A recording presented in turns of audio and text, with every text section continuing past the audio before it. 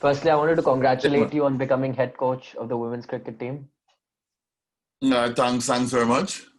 Yeah, I just wanted to know, how's this last 1, 2 weeks been since the appointment? How difficult was it? Has it been hectic? It's been very hectic.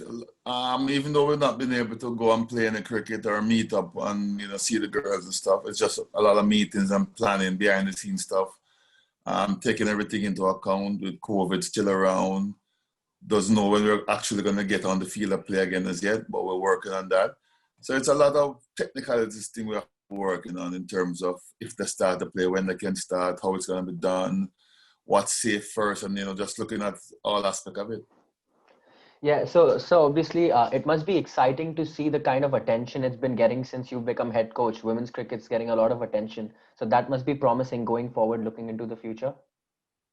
It is promising going forward, looking into the future, as you say, and also I think it's generally good for the sports. I was surprised at the amount of recognition that it has gotten now that I have been sort of brought to it, but I'm looking at the positive. It's a good thing for cricket. It's a good thing for women's sports. A good thing for women's cricket as well, and hopefully it will, enhance and help to sort of keep that going, keep that vibes going, and the longevity, and get other youngsters, young ladies involved in wanting to play the game and stuff. Because once it's cricket, we're all for that, and I'm happy that I'm able to sort of play a part in that department. So I'm hoping that things just get better and better from here. So, sir, you mentioned you want to get young kids involved in cricket, right? Is there any plan going forward looking into grassroots cricket, how you guys are going to achieve that?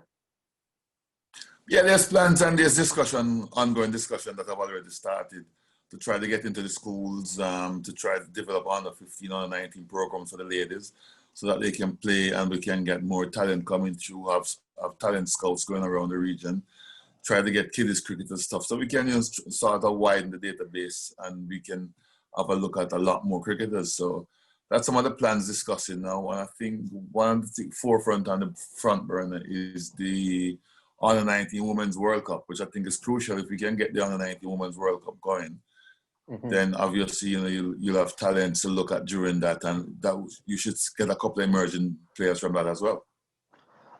So obviously, with the fact that you were assistant coach of the women's cricket team as well, for a while before you took up the head coach role, did that play a part in your decision to become head coach?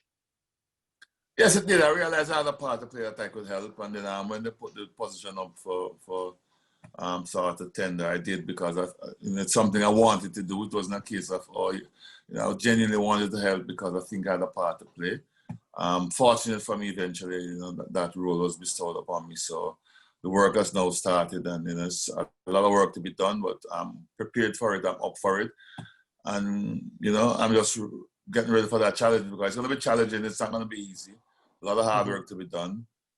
Potential and abilities there, but we've got to try to enhance everything and get a good package that we can compete and represent the people of the West Indies. And another thing is, obviously with COVID, every country has been affected budget-wise as well in every sport, not just cricket. So has that impacted your planning going into grassroots cricket or women's cricket in general in the West Indies?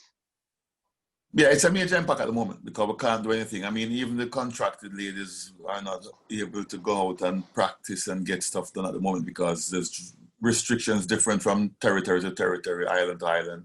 Some island, like in Barbados, I think the men have just started back playing. In Trinidad, the men have just started back practicing and stuff, but it's in a secure environment. So we're hoping that we can attach the ladies to these environments as well, where we have a few of them. In some places they can't come out at all, and then we've been having some heavy rain in the region for the last 2-3 weeks where even if they were allowed to go to practice, they just couldn't practice. A lot of stuff has been happening, but we're hoping that with COVID that we can get that eased down a bit and that some normality can return, and most importantly get them out practicing playing cricket. The one good thing is that I think they're still able to do some physical stuff, so that has been ongoing and been monitored. But you still need to go out and practice some skills. So we're hoping that we can get that done. So obviously, have you had a chance to speak to all your cricketers, the women, ladies cricketers who are representing West Indies yet, or has that conversation not happened because of COVID yet? No, we have had that. I'm in dialogue with them. We had a meeting, a Zoom meeting with the squad, just introduce myself and stuff. We're on the WhatsApp chat group, so we've been in touch from time to time. Yeah. But there's a lot of planning going on in the scene. So I don't want to be speaking to them every day and there's nothing happening. So we're planning some stuff so that the next time we meet, we can probably have a long discussion as to what we're doing, where we want to go from here, how we see things. And then do as much of the Zoom meetings as we can. Probably in the next 2 weeks, we start having more regular meetings and stuff and check up on everybody to see how they're going. And if things go to plan, we're hoping to have a camp come January. So once we can get all the plans put into place, then we can start having discussions tailoring towards that and then plan the way forward.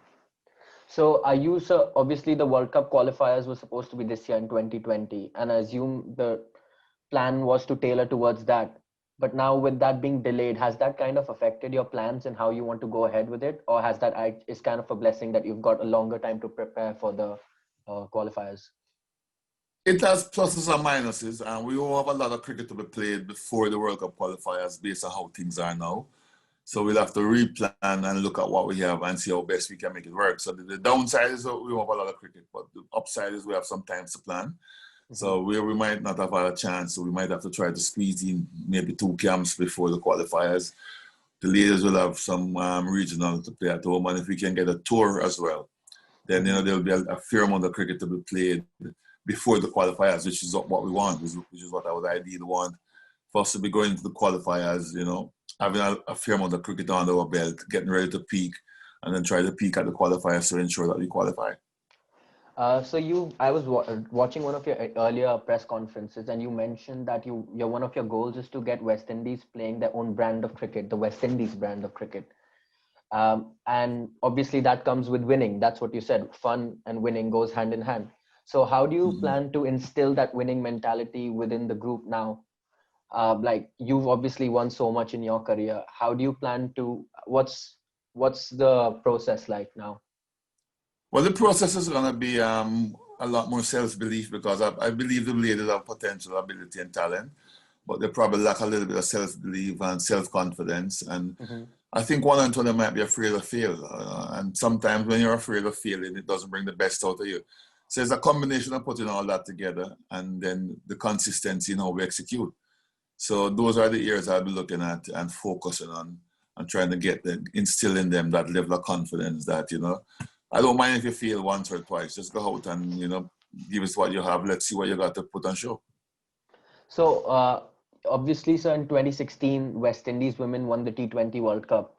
And Stephanie Taylor's come out and said since then, there wasn't nurturing of young talent to help build on that. So is there now, like you said, you're looking at doing more scouting, more youth under 19 programs. Is that now the hope to build towards the future, for the next generation of most definitely. Yeah, most definitely. Because, as Stephanie mentioned, that was probably my last stint as a West Indies selector when we won all tournaments, under 19, ladies and the men. There was a proud moment in West Indies cricket history, and I was happy to be a part of that. And those days we actually were planning and looking for the future. So we had people looking to replace and stuff and, get that sort of emerging players go through. And that's one of the processes I've mentioned to the selectors, of discussion recently that, I'm looking at encouraging and trying to get younger players in the system. Might not play next month, but to have them in the system, look at them and try to see what we can do to help them to get them along to fast track in a way where we have, good backup, good replacements, or good people competing. So everyone is more or less competing for position in the team. And I'm assuming with the 2020 World Cup that had just happened before COVID, there was a lot of interest in that World Cup, right? And there were in the final as well, there were record crowds. Everyone was watching that World Cup. Do you think COVID's kind of slowed that momentum down in the sense that there was so much momentum in women's cricket? People had their eyeballs on it. How much has COVID affected that growth? It has affected it tremendously. I think it has affected a lot of cricket right around the world, sports in general. But as you rightly say, the timing for the women cricket was just picking up that momentum. a lot of eyeballs was on it. People watch it from home. They had the biggest crowd in the history of women's cricket finals in Australia. So everything was gearing towards helping to promote the game. And unfortunately, that it came about. So it has dampened it, and we've got to try to recreate that energy and that vibes again. I mean, the brand is still out there, the brand is still good. But if you're not playing, and building that momentum and stuff, I mean, I think if everything had gone to plan, the next World Cup would have probably even been bigger or better, or, more eyeballs would have been on it. But unfortunately, that's not the case. So we have to, as I say, rebrand and then, reconsider how the approach we take going forward. So do you now think that the 2022 World Cup that will be in New Zealand will be a key in the growth of women's cricket? Because ICC tournaments is where people really get the eyeballs on the sport. So do you think the way that World Cup goes will be key in the growth of women's cricket going forward? I think we'll have some effect on it. I think it's important that we get that tournament right, trying to create that excitement, that buzz. The ladies have to come out and play good competitive cricket. I think, it has all the potential. So, and it will probably, if everything goes to plan, would probably be the next major event that the ladies will have, to sort of promote the game again. So it will have an effect. And I'm hoping that it's all positive and everything goes to plan where, we're happy with what's happening and the achievement and stuff like that. So I'm excited about just the thought process of it. And I'm not playing, so I'm sure the players will be very excited. All the players want to go out and play. Yeah. And when the last World Cup we had in Australia was just very good. The teams were competitive. Everybody was great to watch as well. Yeah, exactly. So we're hoping that we can build on that and, expand as best as we can. So to building on that, to generate interest on women's cricket, we've seen in men's cricket how important the T20 leagues are to build the superstars. We've seen women's now with the Big Bash League and now the Women's T20 Challenge in India. Do you think those leagues and how they grow going forward will also play a key role in women's cricket? Yeah, I think so. Because the more the ladies get to play, the better it's going to be for them. And I would like to see similar to what is happening in the IPL and the Big Bash. I mean, if we can get one in the West Indies and there's one more in Sri Lanka, if we can get 4 or 5 of these league cricket for the ladies, it can only be better. There'll be more exposure, more people playing, gaining more experience, and the game itself, I think, will develop as well. So we're hopeful that that can happen. So with the Women's T20 Challenge, there are only 3 teams at this moment, whereas in the Big Bash, there are 8 teams and they play so many more games. Do you think there's a lot of room for improvement, especially with the Indian women's team gaining more popularity in India and so more players coming through? Do you think there's way more room for growth in the T20 Challenge than the Big Bash at this point?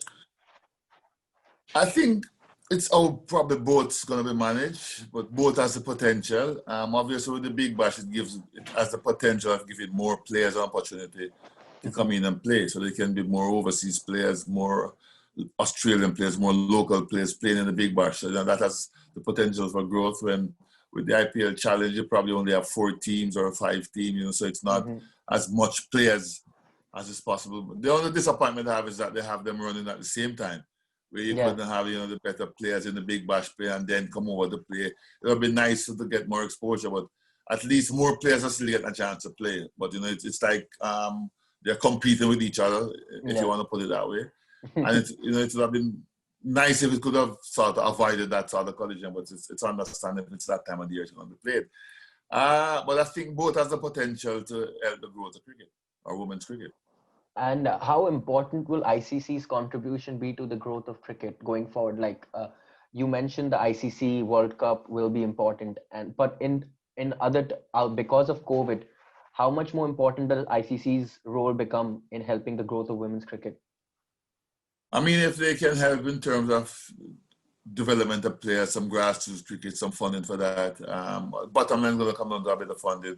If they can probably, help to organize local cricket in Sri Lanka, West Indies, whatever it is. When I say help in terms of a contribution towards funding to ensure that these crickets have been played and the local board has to step up as well and play their part and stuff.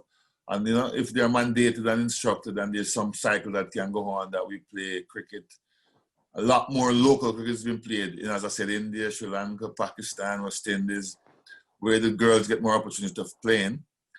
So when they're on the world stage, they would have had that experience, that exposure, a little bit more cricket under the belt. I think that would be a good thing for the ICC if they can sort of do something along those lines in order to structure and finance and as best as they can to get a bit more cricket being played in these territories or in these So, islands, in these countries. so has the board been in touch with the ICC to get some support going in that aspect? I would imagine, I'm sure they have. I mean, that's been ongoing dialogue from in my playing days when I played for West Indies. So I'm sure that's continuing now. It's just that everything has been tight. COVID has made it a lot tighter, so the struggle continues. And we have to look at ways of means of getting creative to see how we can generate and get things done. And also, I mean, all the territories probably will have to try to make a combined effort. You know, the Sri Lankans, Bangladesh, Australia, New Zealand, India, Pakistan, you name them, in terms of trying to get some triangular series going, get something going out there where the ladies get a bit more exposure and can play a bit more cricket.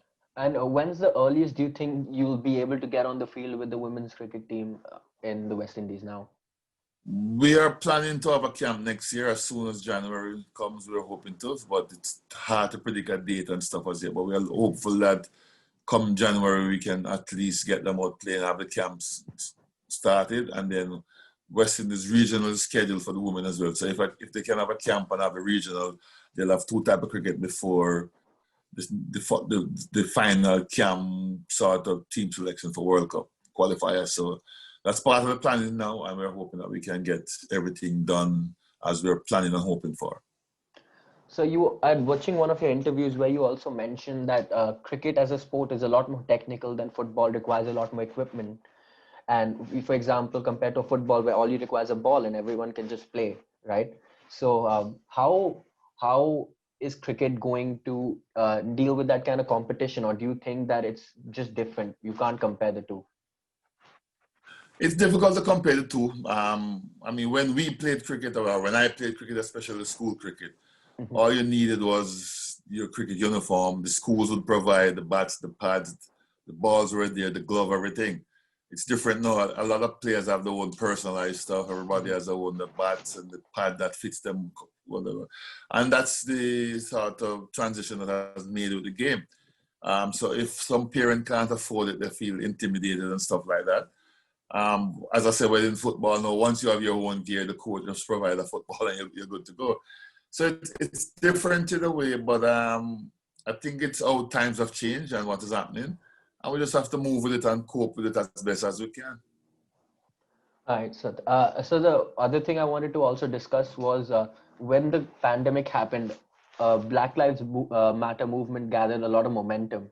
And we saw when the West Indies cricket team came to England, everyone took the knee. But after that, England played South Africa and Australia, and then it was just done away with. Do you think that is it enough just taking the knee, or more action needs to be taken by ICC, the cricket teams, the boards in general to raise more awareness around the matter? I think it would be nice to see there's some continuation of that being done to remind people of what's happening and what we need to get done and to help for the process. It's not going to change or make wholesale changes overnight in my estimation.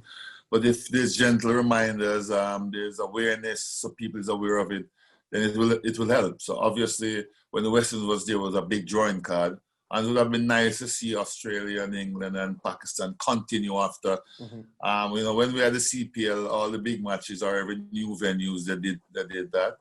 And I think you need to sort of remind people of what's happening and try to get that message across, because we're at the end of the day, if one get a cut, it's the same blood coming out of us all. So we just need to try to educate where the education is needed, send reminders when there's needed, awareness, so people is aware of what's happening around, and we try to get that change in a very positive way. So it was also mentioned, I think it was Jason Holder that said it was disappointing to see that in the IPL there was no mention of the movement, or there was no players took the knee or anything of that sort. Do you think that is a huge opportunity missed to raise awareness because there were so many eyeballs on that tournament?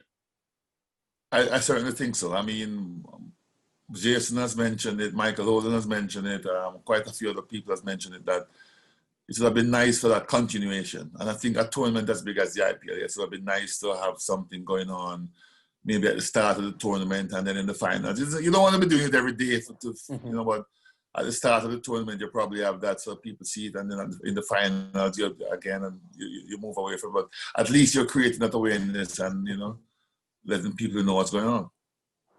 And so last question would be, can ICC as an organization do more to raise awareness about the movement? They probably can. I mean, that's something that they should be discussing at that level to see how best they can create that awareness for continuity and to educate. Because as I said, sometimes it comes down to education where some people just doesn't know better or are not aware of what's happening and we take things for granted. And I think if we can, sensitize people and get it done out there, get everything out there in the sort of know-how so people know what's happening, to cope with it, know how to deal with it, then it will be a step in the right direction. So if it means the ICC has to take a stance or take an action or put some measures in place to help the process, I think they should once again. Okay, so thank you so much, sir. I really appreciate your time. I really hope that women's cricket kicks on from here, and I would love for it to gather momentum the way it did at the World Cup, because it was great fun watching it. It was absolutely amazing. No problem, man. Pleasure.